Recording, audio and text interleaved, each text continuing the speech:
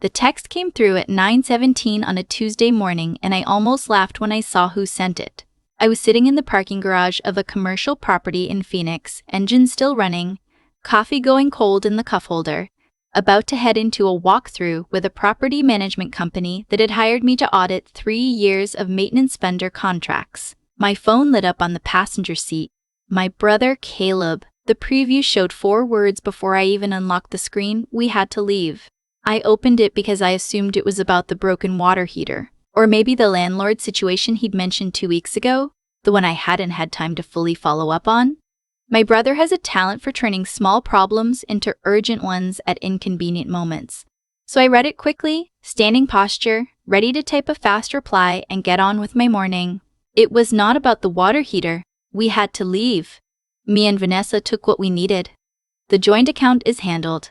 Don't make this complicated, Reyna. You were going to sell the house anyway. I read it 4 times.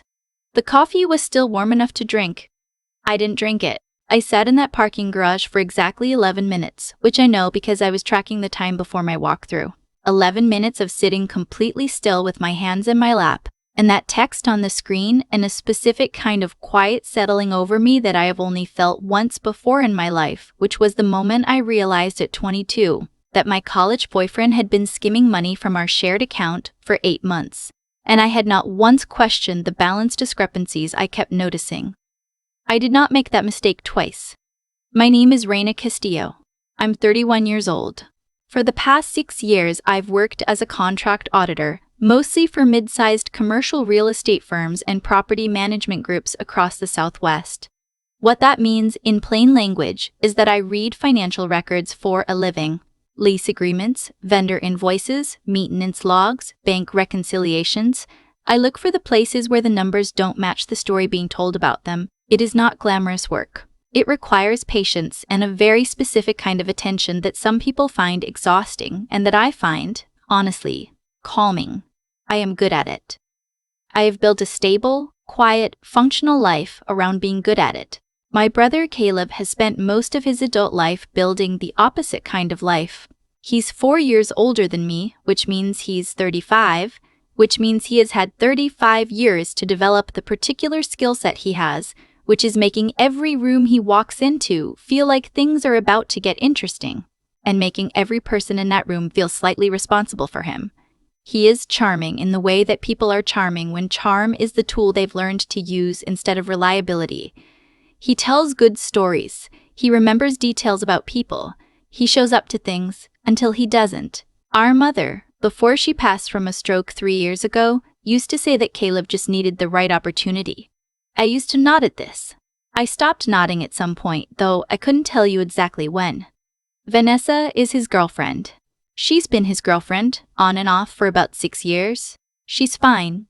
She's not the origin of any of this. But she was present for all of it. And she made choices, and those choices have consequences. So she is part of the story. Here's how it started, or how I recognized it starting, which is not the same thing. My mother left behind the house in Tempe when she died. It's a 3-bedroom ranch house in a neighborhood that has quietly become desirable over the last decade. Close enough to the university that the property value has climbed in a way she never would have predicted. She left it jointly to me and Caleb with the understanding, documented in her will, that we would either sell it and split the proceeds, or one of us would buy out the other at appraised value. That was the plan. That was a clean plan in writing, with her attorney's name on it. What happened instead was that Caleb asked if he and Vanessa could stay there temporarily while they figured out their next move. He'd just left a job in Tucson. She was in between things. It would be 2 months, maybe 3. He'd handle the utilities. He'd keep the place up. I said yes. I don't regret saying yes exactly because I think it was the right thing to do at the time, and I also think that whatever followed was not caused by my generosity, but by his choices. I want to be clear about that. I said yes in October. By the following July, which is 9 months later, they were still there. The utilities were not being handled in any consistent way, and I had received 4 different explanations for why the house sale discussion kept getting postponed, none of which held up when I looked at them carefully, which is something I do reflexively by this point. The first thing I noticed was the mail. I was still listed at the Tempe house for certain accounts. things I'd been slowly transitioning to my Phoenix apartment address, but hadn't fully updated. I drove out one Saturday to pick up a stack of mail Caleb had left on the kitchen counter, and 2 pieces had been opened. Not obviously, the kind of opening where someone has used a letter opener carefully and tried to reseal the flap. One was a brokerage statement. One was a letter from my mother's estate attorney regarding the property title documentation. I stood in the kitchen holding those envelopes, and I didn't say anything. Caleb was in the backyard with Vanessa. I could hear them through the screen door. I took the mail, said I had to get back for a work call, and drove home. That evening, I sat at my kitchen table and thought about whether I was being paranoid. I have this conversation with myself occasionally because my work trains me to see patterns in data that may or may not be meaningful. Sometimes a reconciliation discrepancy is a data entry error, sometimes it's fraud. The skill is knowing the difference, and the first step is not assuming you already know. What I decided was, I'm not being paranoid, I am being observant, and those are different things. The second thing I noticed was a conversation that happened at Thanksgiving, just the 3 of us, at the Tempe house. I brought food. Caleb cooked. It was fine, mostly. Toward the end of the evening, he asked, in the tone he uses when he's pretending something is casual, whether the joint savings account our mother had set up for both of us, the one she used for shared house expenses, going back years, was still active. I said I thought so. He asked what bank it was at. I said I'd have to check. He nodded and changed the subject. The account had about $40,000 in it. Most of that was my contribution, added over the years when I'd covered shared family expenses. The rest was what remained from my mother's estate after the attorney fees and her final medical bills. Caleb's name was on it because she had added him years ago for a reason I no longer remembered. I had been meaning to restructure it for months. After Thanksgiving, I moved it to the top of the list. The third thing was the property appraisal.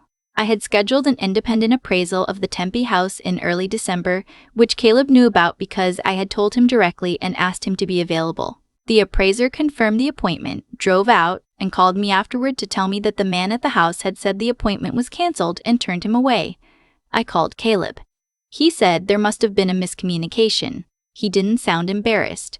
He sounded interrupted. That night I called my attorney. Her name is Teresa Okafor. She's 44, she does estate and property law, and she is the quality of someone who has heard every version of every family situation and has long since stopped being surprised by any of it. When I told her what I'd seen across the past 2 months, she was quiet for a moment, and then she said, "Okay, what's still in his reach?" That question is what started everything. The joint savings account was the primary exposure. Teresa connected me with a financial consultant named Ray Hollis, who specialized in exactly this kind of situation, family financial disputes with the documentation component. Ray reviewed the account history and confirmed that there had been 3 small test withdrawals over the past 6 weeks, all from ATMs near the Tempe house, all in amounts under $500, which is the threshold for automatic bank alerts on that account type. They were probing. They were checking what I would notice and when. The restructuring took 3 weeks. The joint account was zeroed out through a series of legitimate transfers that I documented thoroughly. The funds moved to an account Caleb had no knowledge of. What remained in the old account was a nominal balance of $2,000, enough to look untouched to a casual inspection, but structured so that any attempted transfer would trigger an immediate flag at the bank's fraud department and generate a time-stamped paper trail showing the origin of the access. The house title documentation, which had been the other obvious vulnerability, was secured through Teresa's office. She filed updated title instruments and notified the county recorder. Any attempt to file a transfer or encumbrance against the property would kick back automatically. I also had the locks at the Tempe house rekeyed through a locksmith who showed up while Caleb and Vanessa were out one afternoon. I have a legal right to do this. It is my property too. I did not tell them. Then I talked to the property appraiser and rescheduled. This time I attended in person. The appraisal came in at $620,000. I texted Caleb the number that evening and told him we needed to talk about next steps. He said sure, this week sometime. He said it the way he says things when he has no intention of following through but wants to avoid a direct confrontation. What I understand now, and understood with increasing clarity across those weeks, was that the plan was not for Caleb to buy out my share.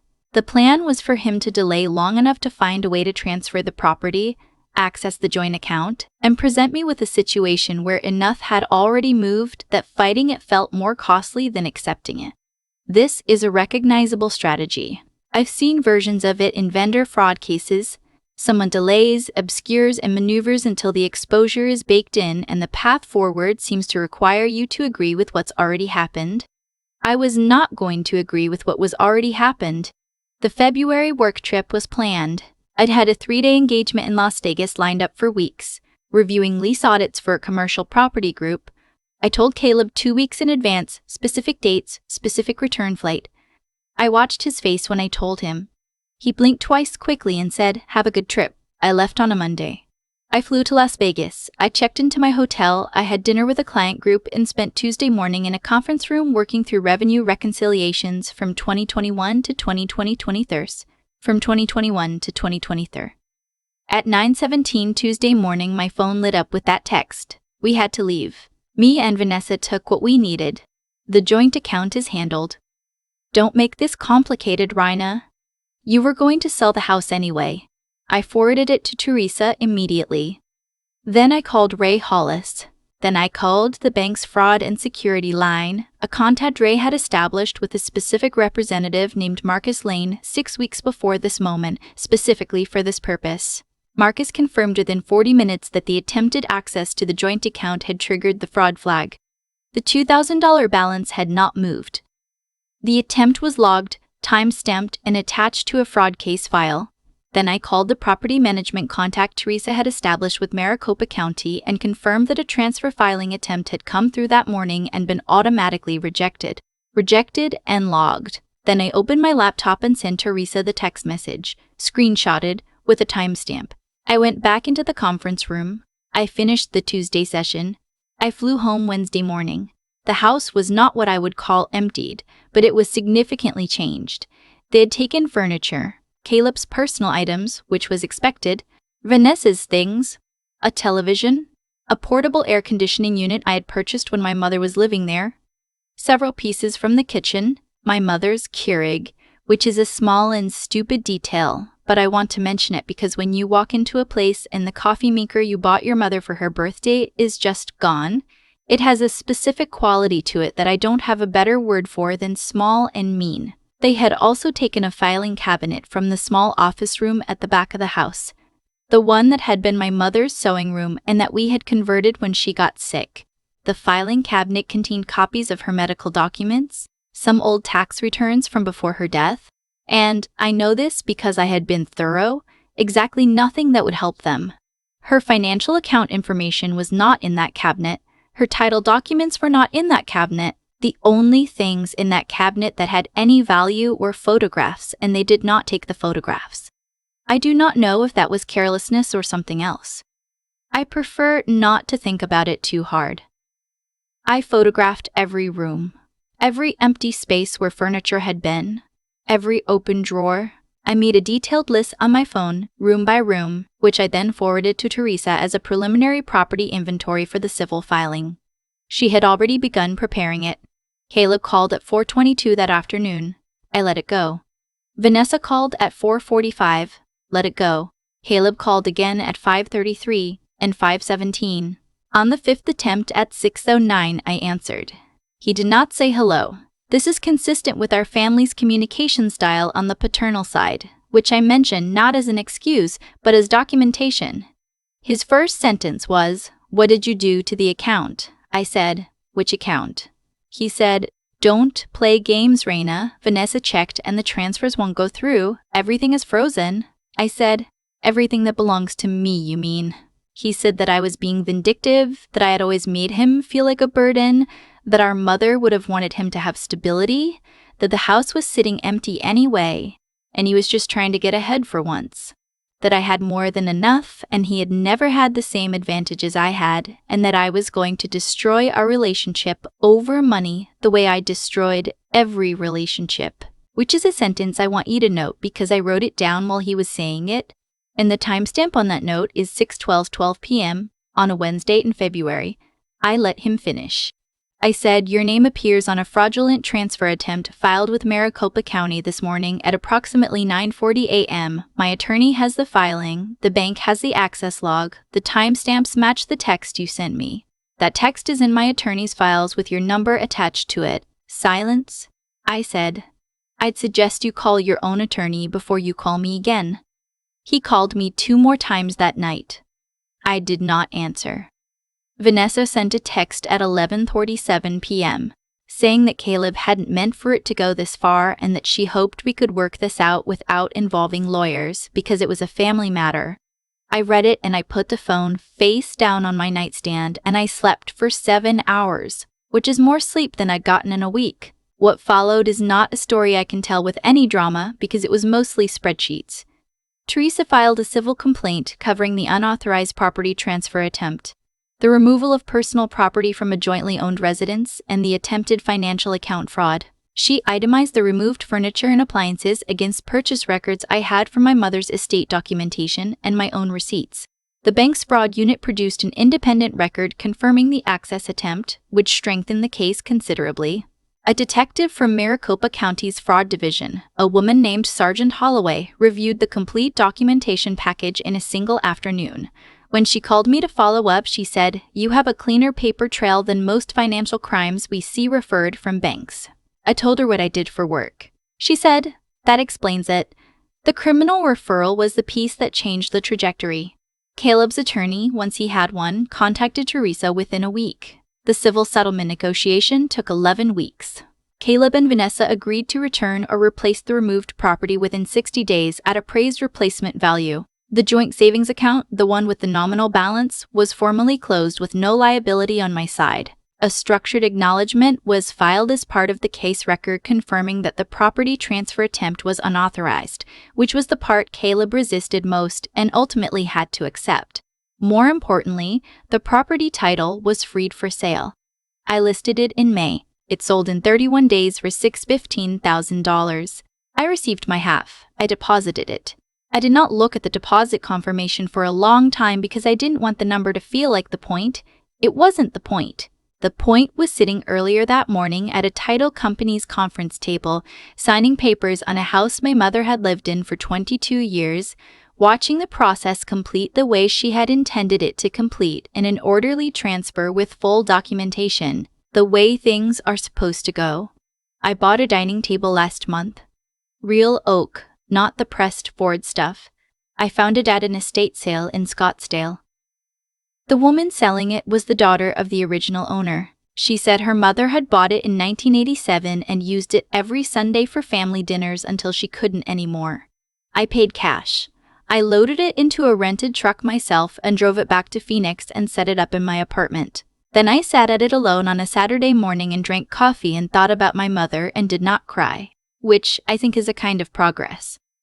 Caleb has not contacted me since the settlement was signed. I expected this. Someone who believes they were wronged by being stopped tends not to have much to say once the stopping is documented and final. He may call someday. I don't know what I'll say if he does. Vanessa sent a message in June, brief, through social media. It said, "Hope you're doing okay. I don't know what to do with that, and so I have done nothing with it. Here's what I'll tell you directly because I think it matters. People who take from family have a theory about you. The theory is that you love them enough to absorb it. That the relationship is the ceiling on what you're willing to do about it. That blood and history are a form of leverage, and that leverage means you'll hesitate long enough for what they've taken to feel like a fact of life." Teresa said something during the settlement process that I've thought about since. She said, "The documentation isn't punishment, it's just the record of what actually happened." She meant it as a legal observation. I think it's something bigger than that. When someone takes something from you and then tries to rewrite why it happened, all you have is the record, the times, the dates, the transfers that didn't go through, the text messages with their timestamps, the account access logs and the filing rejections, and the forensic clarity of a paper trail that doesn't care about anyone's intentions. I have spent 6 years being paid to read the record. I know what records say. I know how to keep them. If there is anyone in your life who has been explaining to you that protecting what's yours is the same thing as not loving them, I want you to sit with that for a moment. Not with anger, just with clarity. The record will tell you the difference. I've thought a lot about what Caleb actually believed when he sent that text. Not what he wanted, but what he genuinely believed. I think he believed that the version of me he had known for 31 years, the one who covered the utilities without being asked, who drove our mother to her appointments without keeping score, who said yes in October when she should have said, "Let's put this in writing." I think he believed that version of me would still be there when he needed her to be. That's the part that stays with me. Not the betrayal itself, but the confidence behind it. He wasn't reckless, he was calculated. He tested the account in small amounts first. He turned away the appraiser. He waited until I was out of state. Those are not the actions of someone acting out of desperation. Those are the actions of someone who had thought it through and decided the odds were in his favor. And the odds he was calculating were not financial ones. They were emotional ones. He was betting on my love for him being bigger than my willingness to act. What I keep coming back to is that he was not entirely wrong about who I was. I had let things slide for years. The vague answers about the utilities, the postponed conversations about the sale, the way I told myself it was probably nothing when I noticed the mail had been opened. Those were real. I did those things. I was the person who absorbed and delayed and gave the benefit of the doubt long past the point where the doubt had run out. What he miscalculated was the part that came after the clarity. There's something that happens when you spend years working with financial records. You develop a very specific relationship with evidence. You stop seeing documentation as a cold or hostile act. You start seeing it as the most honest thing available in a situation where honesty is otherwise in short supply. The record doesn't have a motive. It doesn't protect anyone's feelings. It just shows what happened, in order with timestamps. When I called Teresa that December night after the appraiser was turned away, I wasn't doing it because I stopped loving my brother. I was doing it because I finally understood that love without boundaries is not generosity. It's just a resource someone else gets to spend. That distinction took me a long time to understand clearly.